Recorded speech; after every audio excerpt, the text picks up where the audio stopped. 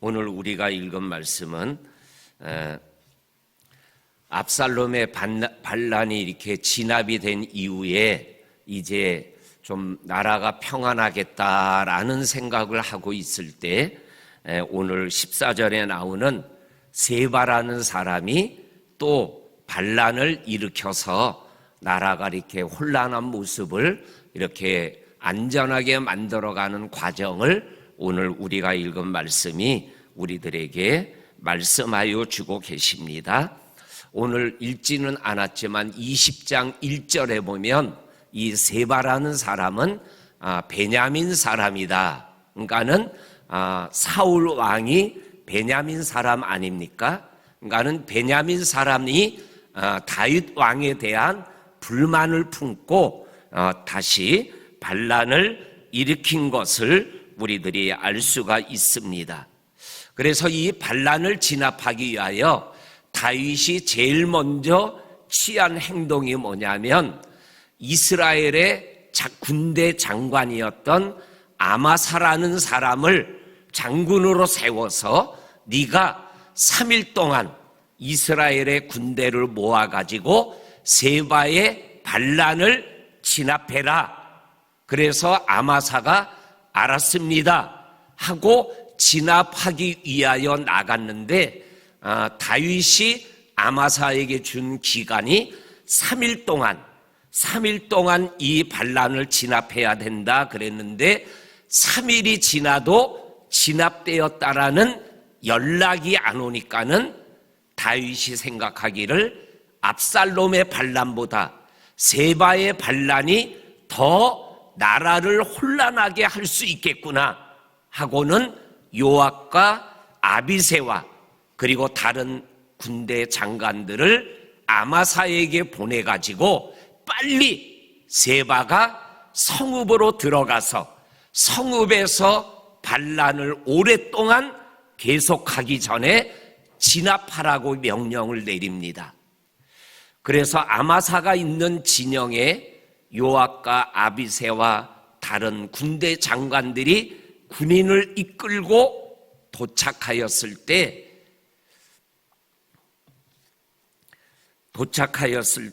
10절 말씀에 보면 요압이 아마사의 수염을 잡으면서 친밀하게 만나는 것처럼 하고 있다가 칼로 아마사를 찔러서 죽였는데 얼마나 정확하게 죽였는지 한 칼에 숨통을 끊어놔서 더 이상 생명을 끊어버리게 하여 또 한 번의 칼을 찌르지 않을 정도로 단칼에 아마사를 죽여버리는 모습이 우리가 읽지는 않았지만 1절에서 13절까지에 있는 말씀에 보게 되면 그러한 모습이 기록되어져 있는 것을 읽어보게 되어집니다.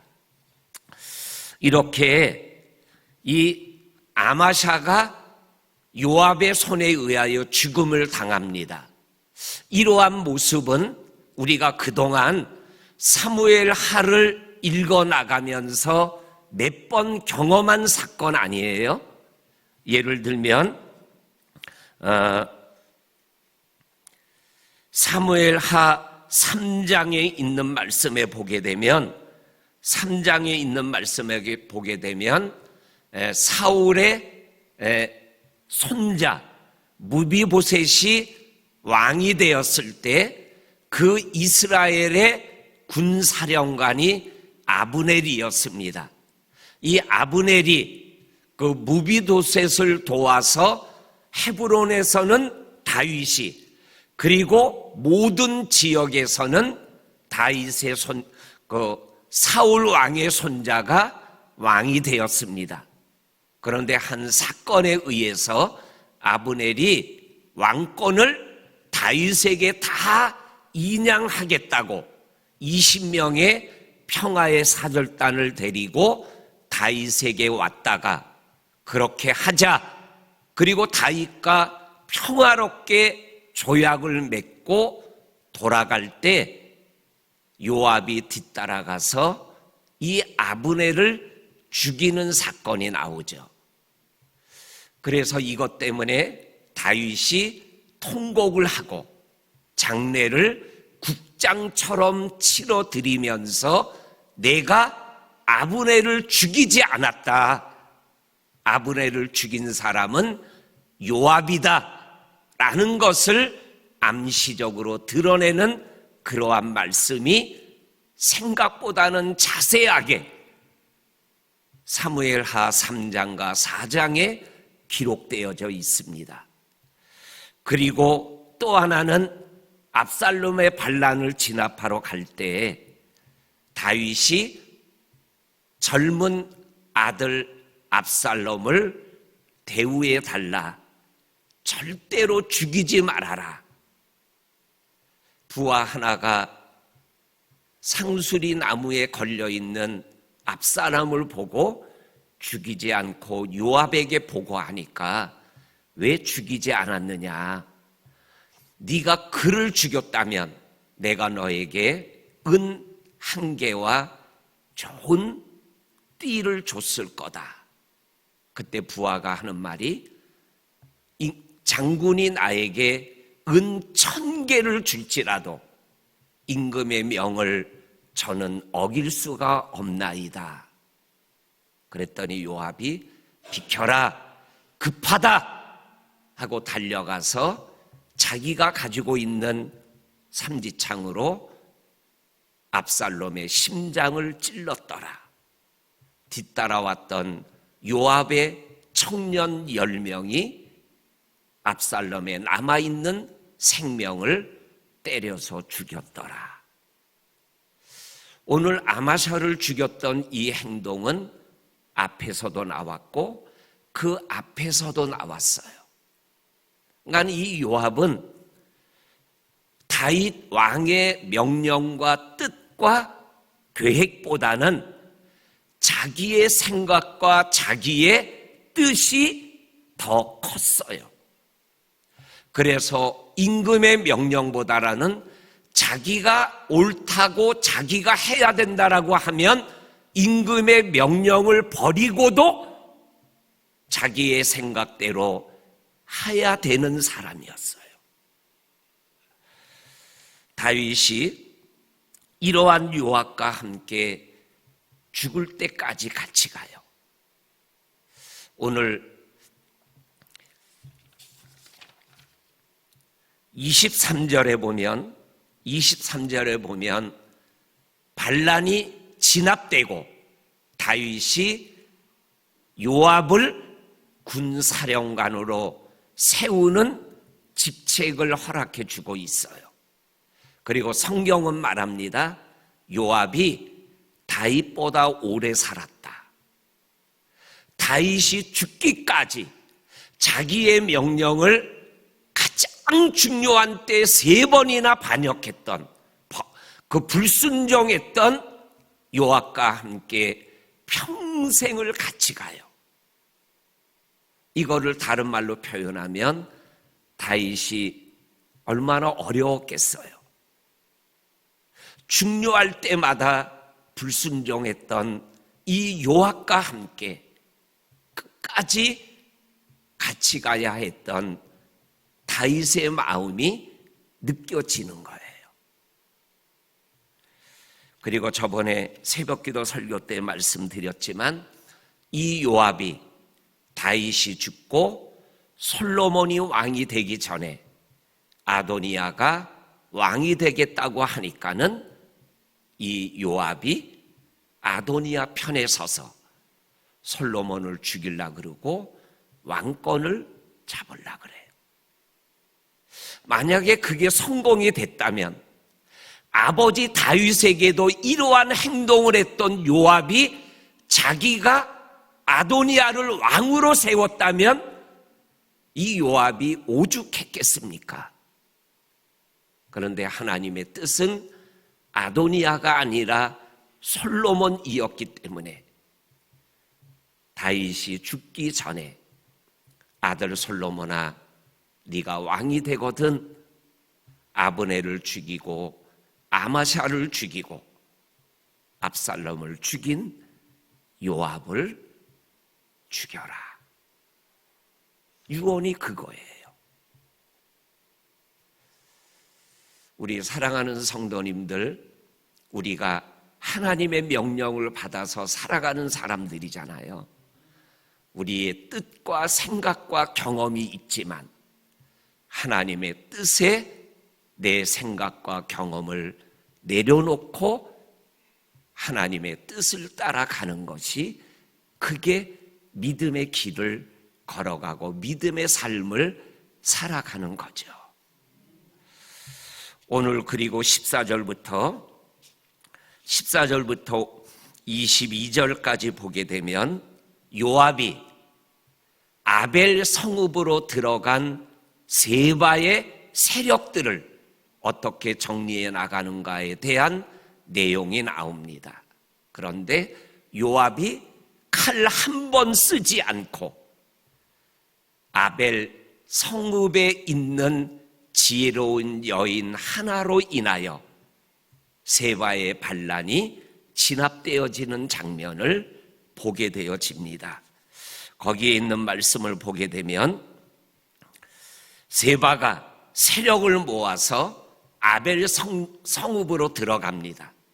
그랬더니 요압이 아벨 성읍보다 더 높은 성읍을, 그 토성을 쌓아가지고 이 아벨 성읍을 무너뜨려 버리면서까지라도 세바를 죽이겠다라는 계획을 세웁니다.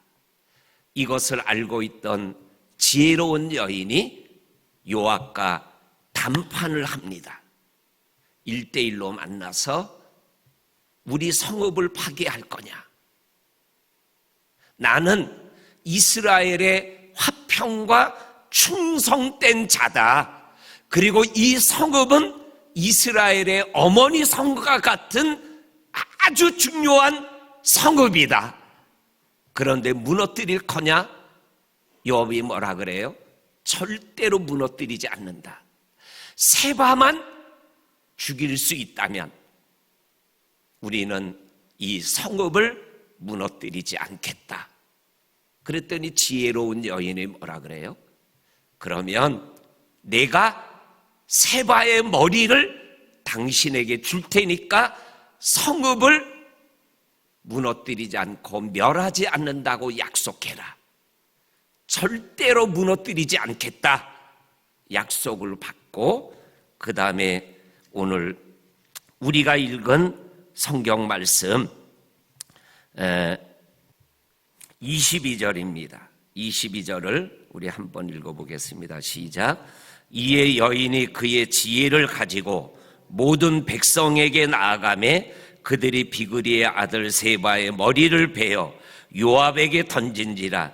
이에 요압이 나팔을 불매 무리가 흩어져 성읍에서 물러나 각기 장막으로 돌아가고 요압은 예루살렘으로 돌아와 왕에게 나아가니라. 여기에 보면 22절에 이에 여인이 그의 지혜를 가지고 모든 백성에게 나아가서 말을 했다 그랬어요. 그러니까 어떻게 했는지는 몰라요. 그런데 아벨 성읍에 있는 사람들이 이 지혜로운 여인의 지혜의 말과 행동대로 따랐다라는 거죠. 근데 그 지혜가 뭐였을까라는 단초가 있는 성경 구절이 있어요. 그게 20장 1절이에요. 20장 1절을 우리 한번 같이 읽어보겠습니다. 시작.